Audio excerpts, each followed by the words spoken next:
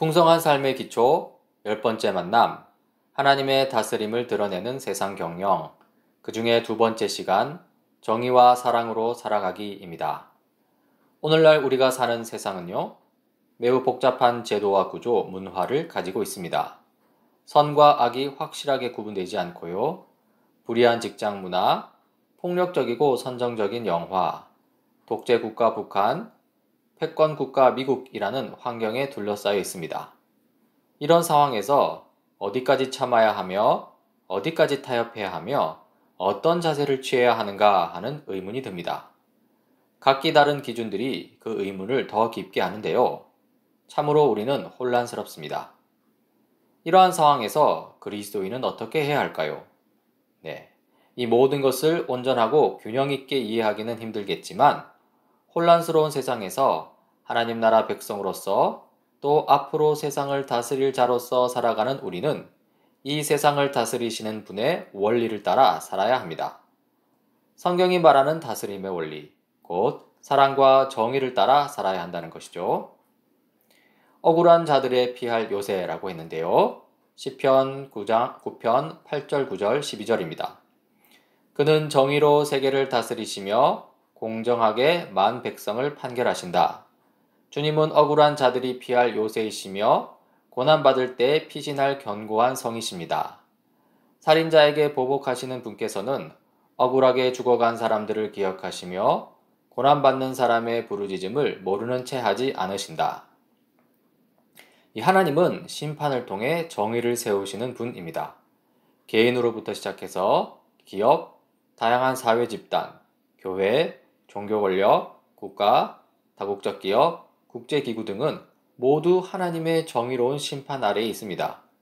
우리는 이러한 하나님의 다스림을 기억해야 합니다. 이 시편을 통해서 하나님의 정의가 무엇인지 살펴볼 수 있는데요. 먼저 억울한 자들이 피할 요새라는 성경 구절이 있죠. 여기서 억울한 자들은 힘에 의해서 자기가 마땅히 누려야 할 정의와 권리를 빼앗긴 사람들입니다. 이 하나님은 이런 억울한 자들이 피할 요새가 되십니다. 다음으로 고난받을 때 피신할 수 있는 견고한 성이라고 했는데요. 여기서 고난받는 자는 정의가 살아있었다면 받지 않았을 그런 어려움을 당하는 사람들입니다. 하나님은 이런 사람들이 피신할 수 있는 견고한 성이 되십니다. 그리고 살인자에게 보복하시는 분이라고 했는데요. 여기서 살인이란 한 사람의 정의를 완전히 부인하는 행위입니다. 이 실제적인 살인뿐만 아니라 법적 살인, 경제적 살인 등도 포함되는 것이죠. 하나님은 이러한 살인으로 불의를 행하는 사람에게 보복하시는 분입니다. 여기서 힘을 가진 사람들이 조심해야 하는 이유를 살필 필요가 있습니다. 첫 번째 이유는 법적 힘이든 경제적 힘이든 그 힘이 무엇이든 그 힘을 함부로 행사할 경우 피해를 입는 사람은 주로 힘없는 사람, 약한 사람들이기 때문입니다. 힘없는 사람들이 억울한 일을 당하고 고난받고 죽임당하기 때문에 힘을 가진 사람들이 조심해야 합니다. 그리고 힘을 가진 사람들이 조심해야 하는 두 번째 이유는 하나님은 억울하게 죽어간 사람들을 기억하시기 때문입니다. 하나님은 고난받는 사람들의 부르짖음을 모른 채 하지 않으시기 때문이고요. 하나님은 힘으로 불의를 행하는 이들을 심판하심으로 정의를 세우시기 때문입니다. 하나님은 단지 우리 한 사람에게 복을 주시고 우리를 위로하고 평안하게 하시는 차원을 넘어서서 온 세상을 정의로 다스리십니다. 불의를 행하는 자를 심판하심으로써 불의를 당하는 자들을 구원하십니다. 그리고 정의가 마르지 않는 강처럼이라고 했는데요. 아모스서 5장 24절입니다. 너희는 다만 공의가 물처럼 흐르게 하고 정의가 마르지 않는 강처럼 흐르게 하여라. 이 정의의 문제는요, 단지 마음의 문제가 아닙니다. 우리가 세상을 살아가면서 겪는 이 실제적인 문제입니다. 이 카센터를 운영하는 그리스도인의 사례를 보겠습니다. 처음에 예수님을 믿고 이 고객 속이는 일을 그만두기로 했습니다. 이 필요 없는 부품을 교체하거나 이 가격을 속이는 행위, 그런 것들을 그만두었겠죠? 그런데 그렇게 하자 이 적자가 나기 시작합니다. 그러니 당연히 마음의 갈등이 일어났고요. 하지만 끝까지 정직하게 카센터를 운영하기로 합니다. 그러자 고객들의 신뢰를 얻어서 더 많은 사람들이 찾아오게 되었습니다. 두 번째 사례도 있는데요. 회사 생활을 하는 그리스도인 김대리의 사례를 봅시다. 회사의 불법적인 경영 행태에 대해서 이 그리스도인 김대리는 고민을 하고 있습니다. 저는 못합니다 하고 문제 제기를 하자니 따돌림을 당할 가능성이 큽니다. 물론 대안을 제시하는 등 지혜롭게 문제 제기를 할 수도 있습니다만 이 대안이라는 게 그들에게는 만족스럽지 않고요. 또 결국에는 따돌림을 당할 가능성이 큽니다. 이렇듯 정의를 행하고자 하면 이 불이익을 피할 수 없는 경우가 이 세상살이에는 더 많습니다. 이 세상을 바꾸는 사람들이라고 했는데요. 정의를 행하기 위해 불의한 사람보다 2배 이상 노력하는 사람들입니다. 편법이나 불법을 쓰지 않기 때문이겠죠. 이렇듯 자신의 이익과 상관없이 정의를 행하려고 노력하는 사람들이 많아질 때 세상은 변화하기 시작합니다. 그러나 우리는 고개를 갸우뚱합니다. 말은 쉽지만 어떻게 그렇게 살 수 있는가 하는 것이죠. 그렇다면 내가 정말 하나님의 다스림을 믿는가라고 좀 자문해 볼 필요가 있습니다. 이 정의를 하수처럼 흘러내리게 하는 사람이 될 것인가? 정의를 가로막는 거침돌이 될 것인가? 라고 스스로 직면해 볼 필요가 있습니다. 그리고 중요한 것, 하나님의 도우심을 구해야 합니다. 더욱더 구해야 합니다. 일꾼들의 아우성 소리입니다. 야고보서 4장 17절, 5장 1절과 4절인데요. 그러므로 사람이 해야 할 선한 일이 무엇인지 알면서도 하지 않으면 그것은 그에게 죄가 됩니다. 부자들은 들으십시오. 여러분에게 닥쳐올 비참한 일들을 생각하고 울며 부르짖으십시오. 보십시오. 여러분의 밭에서 곡식을 벤 일꾼들에게 주지 않고 가로챈 품삯이 소리를 지르고 있습니다. 그래서 그 일꾼들의 아우성 소리가 전능하신 주님의 귀에 들어갔습니다. 이 성경 구절은 불의한 부자들에 대한 메시지입니다. 이 상황은 이렇습니다. 부자들이 곡식을 벤 일꾼들에게 품삯을 주지 않고 가로챈 것이죠. 일꾼들이 아우성 소리를 냅니다. 그러자 전능하신 하나님이 그 소리를 들으시죠. 결국 닥쳐올 비참한 일들을 생각하고 울며 부르짖어야 할 사람은 바로 불의한 부자입니다. 이 불의한 사업가와 정의로운 사업가가 있는데요. 직원들에게 임금을 주지 않는 사업가가 가장 악덕한 사업가입니다. 사업가가 직원들에게 매달 임금을 지불하는 것은 무엇보다 중요한 의무입니다. 노동에 대한 대가를 지불하지 않는 것은 무슨 이유에서든 옳지 않습니다. 품삯을 받고 사는 사람들은 그것으로 하루하루를 살기 때문이죠. 한편 직원들에게 충분한 임금을 주는 사업가는 훌륭한 사업가입니다. 사업가가 직원들에게 매달 충분한 임금을 지불하는 것은 의무이자 사랑의 실천입니다. 사랑은 거창한 것이 아닙니다. 마땅히 주어진 의무를 다할 때, 즉 정의를 행할 때 사랑이 나타납니다. 여기서 우리는 사랑과 정의의 관계를 볼 수 있는데요. 정의와 사랑은 대립관계가 아닙니다. 정의를 행하는 것이 곧 사랑을 행하는 것이죠. 정의와 사랑은 함께 가는 것입니다. 이제 구체적인 삶의 영역에서 정의와 사랑을 실천하는 것을 대략적으로 살펴볼 텐데요. 먼저 일터와 직장입니다. 하나님께서는 그리스도인에게 직업 선택의 자유를 주셨습니다. 그러나 중요한 점은 악한 일이 아니라 선한 일을 해야 하는 것이죠. 선한 일이라는 그 내에서 자유를 주신 것이기 때문입니다. 선을 행함으로 하나님의 공의와 사랑을 진전시키는 일을 해야 한다는 것이죠. 여기서 해서는 안 되는 일이 있고 행위가 있습니다. 포주, 마약 제조 등은 해서는 안 되는 일이죠.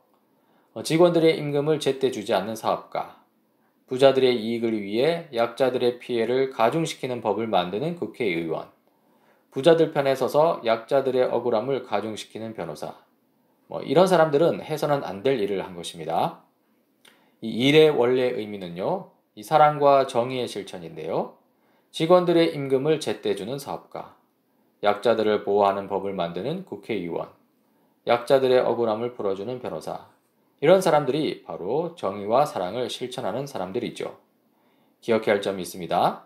직업 자체가 문제이든 어떻게 일을 하느냐가 문제이든 만약 그 문제를 극복할 수 없다면 그리스도인은 직업을 바꾸어야 합니다. 우리 삶의 대부분을 보내는 일터에서 하나님의 뜻을 거스른다면 당연히 다른 대안을 찾아보아야 합니다. 그리고 일터와 직장에서 사람들을 대하는 자세도 중요한데요. 우리는 힘없는 사람을 어떻게 대우하고 있는가 하고 자문하는 게 필요합니다.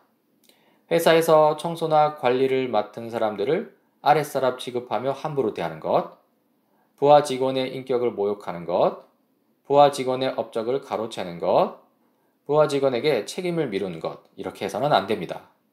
일의 원래 의미, 사랑과 정의를 실천해야 하는데요.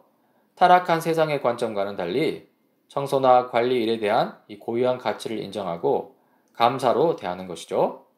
부하 직원을 인격적으로 대하고 부하 직원의 업적을 칭찬하고 독려하는 것이죠. 상급자로서 책임을 감당하는 것도 사랑과 정의의 실천에 포함됩니다. 또한 사회에서 소외된 사람들에 대해서도 이 사랑과 정의를 실천해야 하는데요. 우리는 사회적 약자들을 어떻게 대하고 있는가 자문해 보아야 합니다. 여기 동성애가 있습니다. 동성애적 성향은 음욕이나 탐욕과 같은 죄된 성향입니다. 그러나 동성애자를 특별한 죄인 취급하는 것은 옳지 못합니다. 우리는 다 같은 죄인입니다. 저는 동성애에는 동의하지 않습니다. 동성애는 잘못된 것이지만 동성애자의 기본적인 인권을 무시하는 것은 동의하지 않습니다. 이렇게 말하는 것이 옳다는 것이죠. 특히 장애인 학교가 들어온다는 소식을 듣고 반대 시위를 하는 것은요. 하나님의 사랑과 정의의 입장에서 볼 때 상상할 수도 없는 끔찍한 죄악입니다. 인간의 탐욕, 그리고 이기성이 그대로 나타나기 때문이죠. 또한 사회의 불이한 구조와 시스템과 관련해서도 고민해야 합니다. 가난과 같은 문제를 이 개인의 문제로만 둘 것이 아니라요. 그 개인이 가난하게 될 수밖에 없었던 불이한 사회 구조와 시스템을 개선해 나가는 데 힘을 써야 한다는 것입니다. 구체적으로 그 일에 직접 참여할 수 없다 하더라도 그런 문제에 대한 안목과 문제의식을 가지고 있어야 합니다. 그리고 자연과 생태계에도 이 정의와 사랑이 필요합니다. 에어컨 적정 온도 유지하기, 물 아껴 쓰기, 쓰레기 분리 배출하기, 안 쓰는 전등 끄기. 이런 사소한 일들이 바로 정의와 사랑의 실천이죠. 다가오는 미래는 환경재앙으로 몸살을 앓는 정도가 아니라 인류의 생존 자체가 위협을 받을 텐데요. 이것이 우리의 이기적인 탐욕 때문이라면 이 정의의 하나님은 이를 심판하실 것입니다. 그리고 통일 문제도 있습니다. 탈북자, 세터민에 대한 이 정의와 사랑이 필요합니다. 한국교회가 통일 이후에 북쪽에 교회를 세울 생각만 하면서 남쪽에 있는 세터민들을 제대로 섬기지 못하는 것은 참으로 안타까운 일입니다.